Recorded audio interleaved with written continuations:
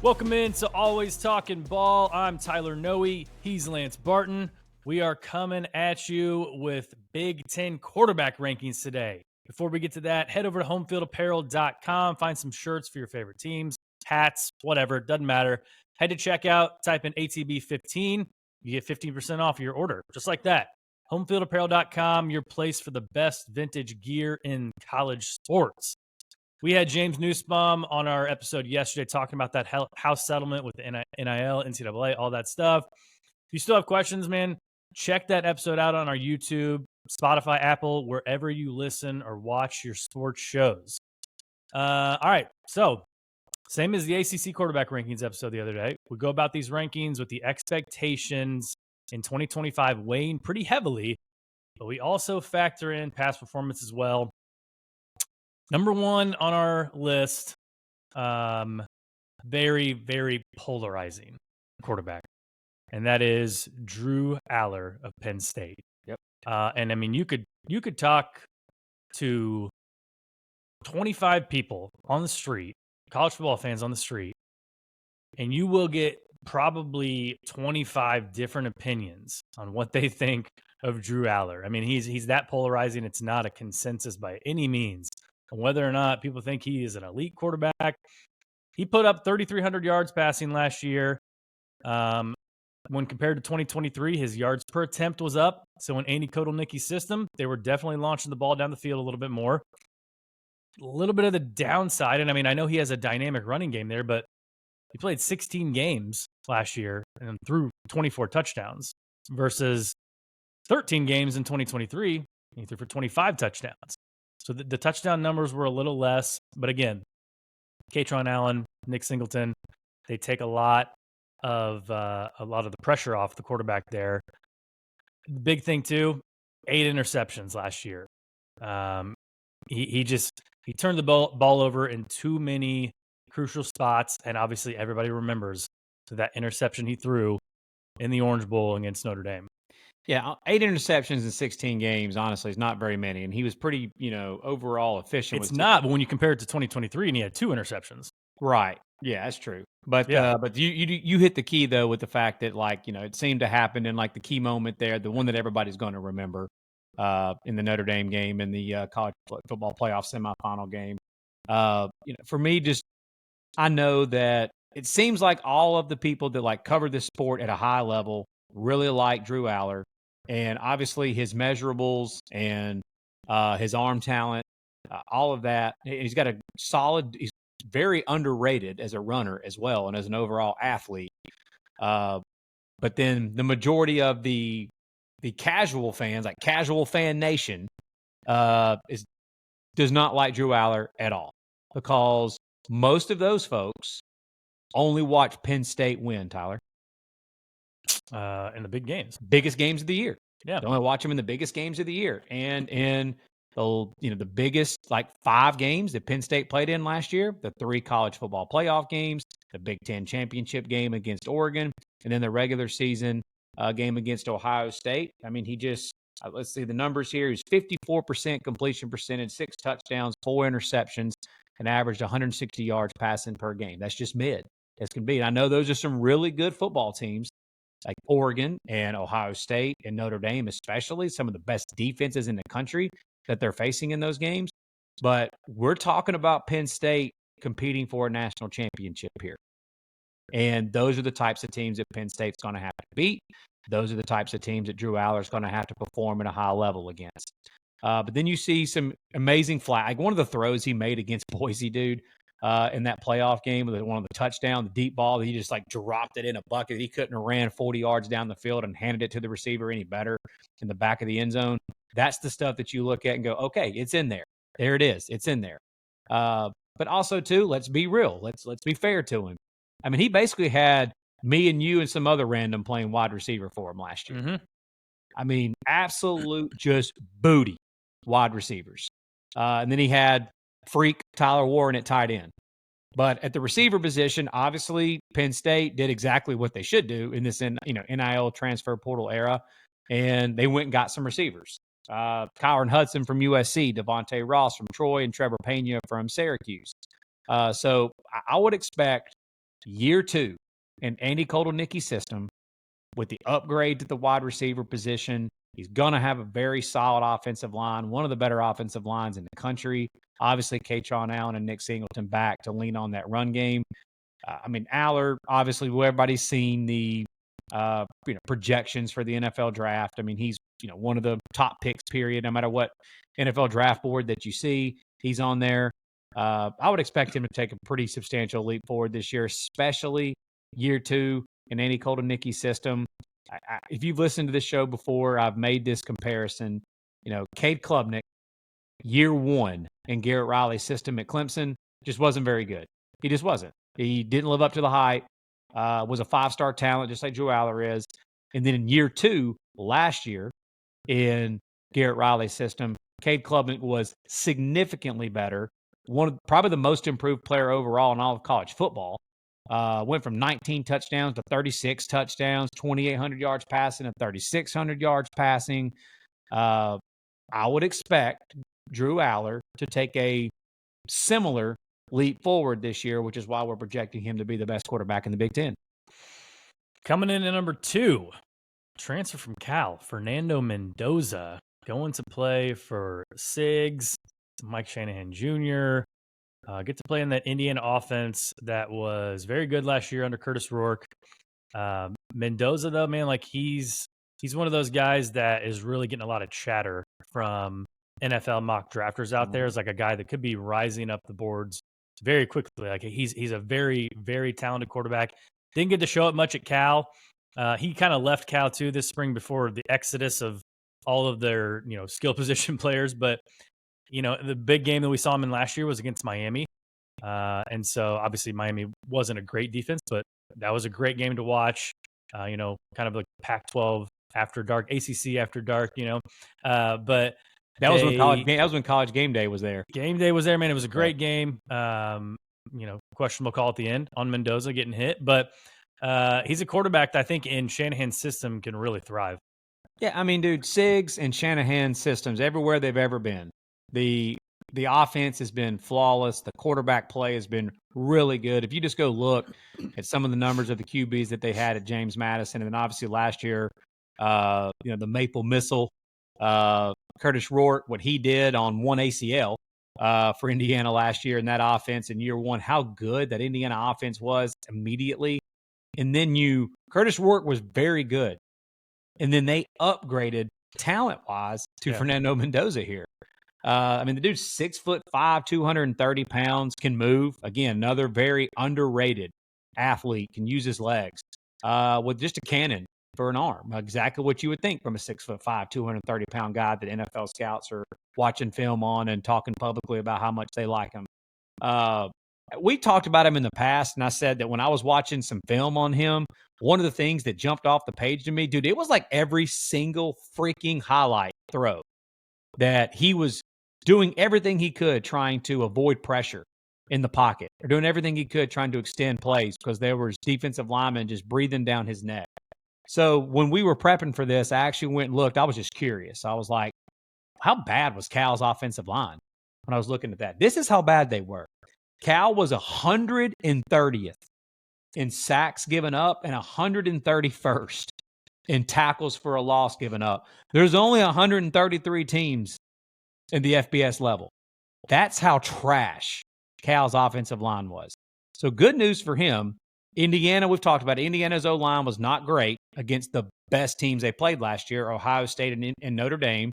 Not making excuses. Those are two of the best defensive lines and defenses, period, in the country.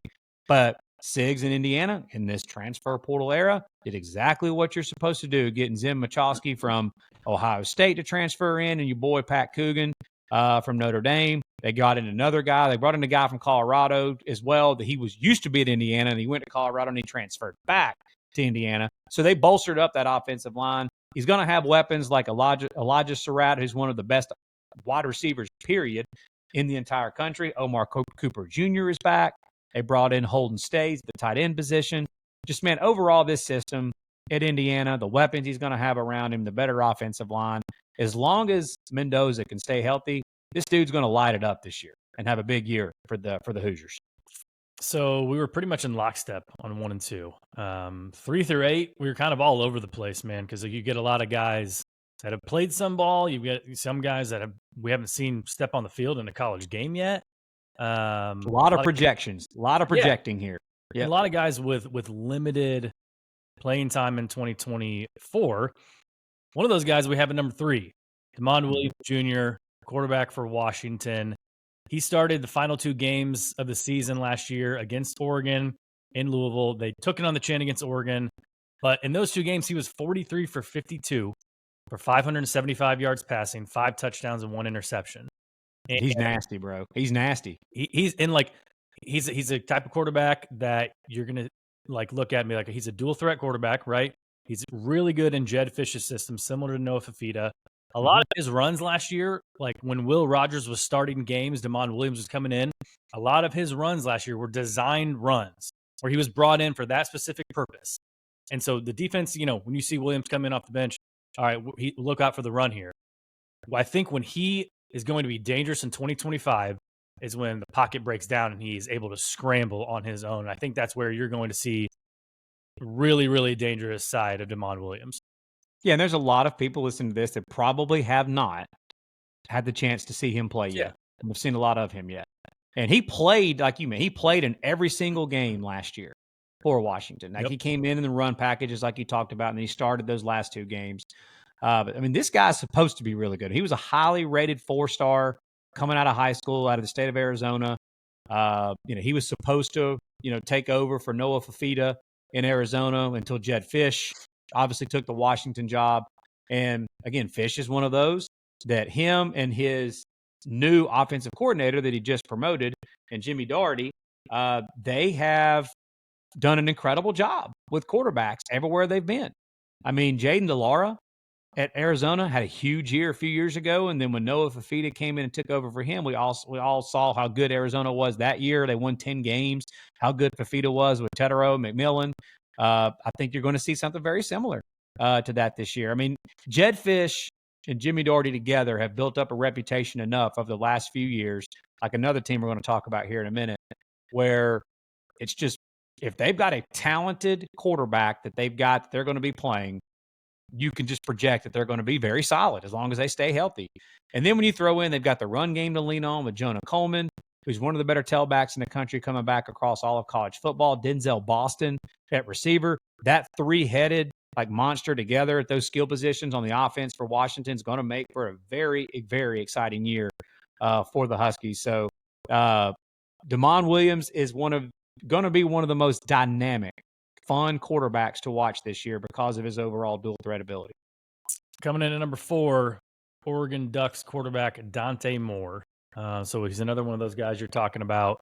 One of those programs you're talking about, they can just kind of almost plug and play a quarterback at this point. But, Moore will be, he's without a doubt the most questionable out of the Bo Nix, Dylan Gabriel, and him that they've had. So 2023, he was at UCLA, rocky year, true freshman, right? I mean, it was just what you would expect. Yeah, it was rocky. He was up and down. He showed some flashes. And then, like you mentioned, Dan Lanning sees enough of this guy to come in and to pay him last year to just come in and sit and learn behind Dylan Gabriel. And Dante Moore, to his credit, in today's portal world and getting paid and all that, I'm sure he got paid handsomely. But to his credit, he was willing to go to Oregon and do that instead of go somewhere else or stay at UCLA and play right away. He knows Oregon is a good quarterback situation. And this is another dude that has all the talent in the world like Demond Williams. And with the weapons that he has there at Oregon, obviously, losing Evan Stewart is a blow to any quarterback. But huge blow. With the way they've recruited, especially the skill position players up there, he's going to have a plethora of options. And so he comes in at number 4 for us. Yeah, Will Stein's offensive coordinator for Oregon the last 2 years. They were top 15 in the country in passing offense back-to-back years. They were top 5 in completion percentage back-to-back years. They were top 10 in scoring offense back-to-back years, all under 2 different quarterbacks. And so the guy that was a 5-star recruit coming out of high school, the number 2 overall quarterback in the country coming out of high school, and the number 3 overall recruit, period, coming out of high school. He was the number 2 recruit in the country, number 2 quarterback in the country behind a guy by the last name of Manning. So, I mean, obviously this guy's supposed to be extremely talented. And you alluded to something like, I'll even throw something else on top of that, how like he got paid to come to Oregon to transfer and he was willing to sit. Oregon brought in a 5-star quarterback that came in, like basically was like on campus just, for about 5 minutes, saw Dante Moore and said, nah, I'm out. And transferred, went somewhere else. I think he went to Cal, maybe. I'm not even trying to pronounce his last name. No reason to. But yeah, with the weapons and the type of system, I know that Evan Stewart is hurt, but they've still got really good players. 5-star number 1 receiver in the country coming out of high school, DeCorian Moore. Gary Bryant Jr. Is coming off of an injury. He missed pretty much the majority of all of last year. He was at USC at one point, was very productive at USC. 2 years ago at Oregon, was extremely productive. Last year was injured. He's coming off injury, so you would think him, DeCorian Moore. They've got a transfer, Malik Benson, who was the number 1 player coming out of junior college, and number 1 wide receiver coming out of junior college a couple years ago. Went to Bama, didn't work out. Went to Florida State. Don't blame him at all for leaving Florida State after what the hell the Noles put on the field last year. And he has the opportunity to go play in this Will Stein system with a guys as talented as Dante Moore. So they're still going to have. I mean, I know Evan Stewart is the real deal, and just all of them. Injuries suck, dude. That's the worst. Yeah. But he's still going to have talent to sling the ball to. So you got to think that Dante Moore is just going to be plug and play until Will Stein and Oregon have an offense where the quarterback's just booty. I think we can project that the most talented quarterback that they've had on paper is going to be very solid this year for the Ducks. Yeah. Number 5, Luke Altmyer, quarterback for Illinois. I was a little higher on him. And this is where I think we disagree the most, honestly. Yeah, I mean, I still project him to have a good 2025 season, but the numbers he put up last year for a team like Illinois, and I know, it sounds like you're kind of making excuses, and it's just 2,700 yards, a 22-6 touchdown to interception ratio, the way he played down the stretch in a lot of those games. And I mean, yeah, again, we're talking about Illinois here. Again, they had some good wide receivers, but they don't bring in talent like a lot of these other teams do. And he's not sitting there with 5-star wide receivers like some of these teams we're just talked about. No, and I mean, dude just lost his running back in the portal to Georgia. So there's still talented players that other teams want, but I think, and especially in Brett Bielema's system, we've watched him coach for a decade and a half now, right? And he's going to run the rock. He's going to run the ball. He did it at Wisconsin. He did it at Arkansas. He's doing it in Illinois. They're going to win with defense as well. So for them to actually have a competent quarterback like Luke Altmyer pushed them to that next level last year, to where they got to that win mark. And then now looking forward to 2025, they got big expectations heaped on them this year. Yeah, I had Altmyer at 7, just because, again, that's not a knock on him. I think he's going to be a very solid, like you just basically described, a very solid quarterback. I think he's going to be solid. He's going to manage the game well. We saw him in the Nebraska game last year at Lincoln Memorial on a Friday night, in the fourth quarter especially. He was very clutch. But, I mean, we're going to be fair here. We talked about how Drew Allar needs to be better against the best teams. Luke Altmyer is another one. He needs to perform better against the best competition. Now, again, I know he's not sitting there with 5-star wide receivers playing against that best competition, but still, I'm not making excuses for him here. He was 56% completion percentage, 165 yards passing per game, 4 touchdowns and 4 picks against Oregon, Penn State, South Carolina, Michigan, Minnesota. Those are the 5 best defenses he faced last year. But again, he is very solid. Another very underrated athlete that has some great escapability, can escape the pocket. He's not going to sit there and run a 4-3 and be like a Jalen Milroe at Alabama last year that can take off and outrun your entire secondary. But if you get pressure on him, he can escape the pocket. He can go rush for a first down. 26 total touchdowns last year, only 6 interceptions. I think that he's the definition of a very solid game manager. And that is not a knock on. I know the name game manager, for whatever reason, people hate, but he's a huge reason why Illinois went 9-3 last year and won their bowl game against South Carolina. And yeah, I would imagine that this year, with the amount of players they've got coming back, with the offensive line is going to be able to play behind with Billima. Altmyer is going to have a very solid season this year. This time last year, you know who they were saying was a very solid game manager.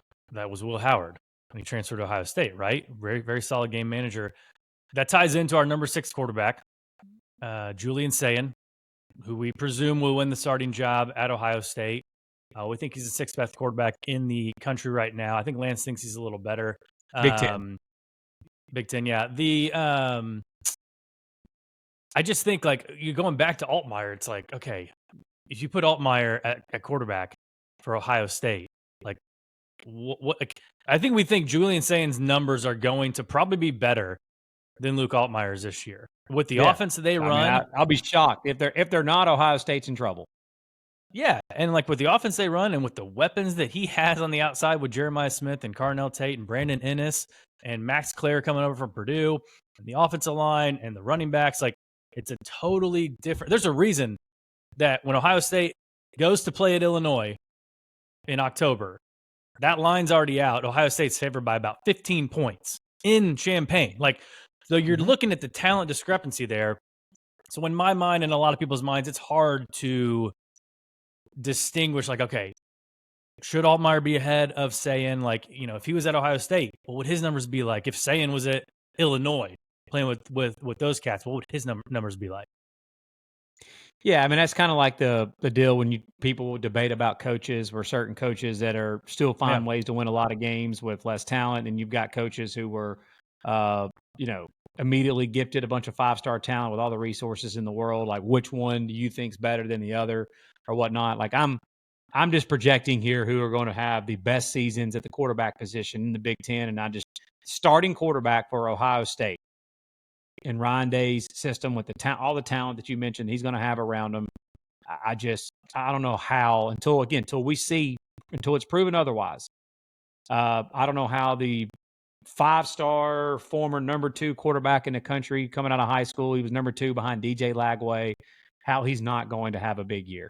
And I mean, there's not a lot we can really sit here and say about Julian Sayin because we haven't seen him play, really much at the college football level at all.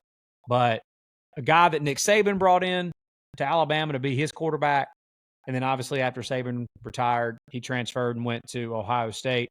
I know it's Brian Hartline, his first year being the primary play caller.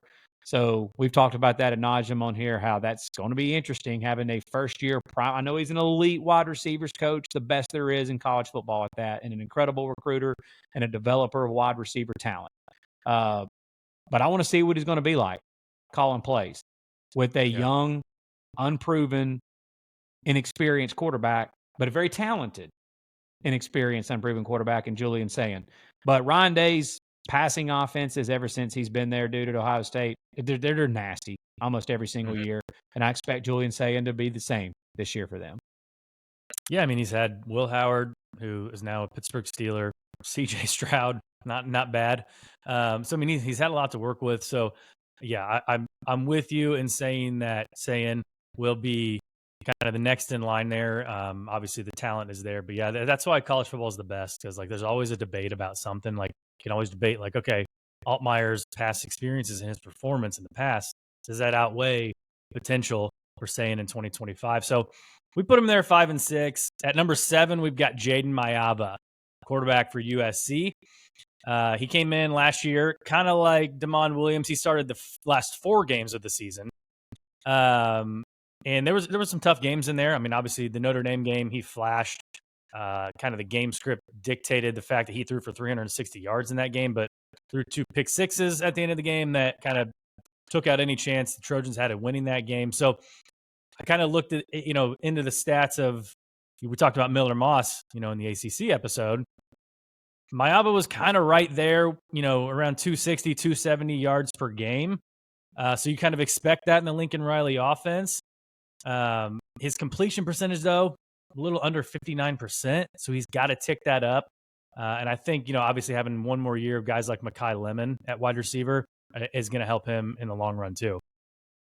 Yeah, Jacoby Lane, Mekhi Lemon, very solid. wide receivers. This is Lincoln Riley's freaking quarterback. Okay, like I don't Is care this what another guy? anybody Is this the thinks. guy you think we're going to be the most wrong on?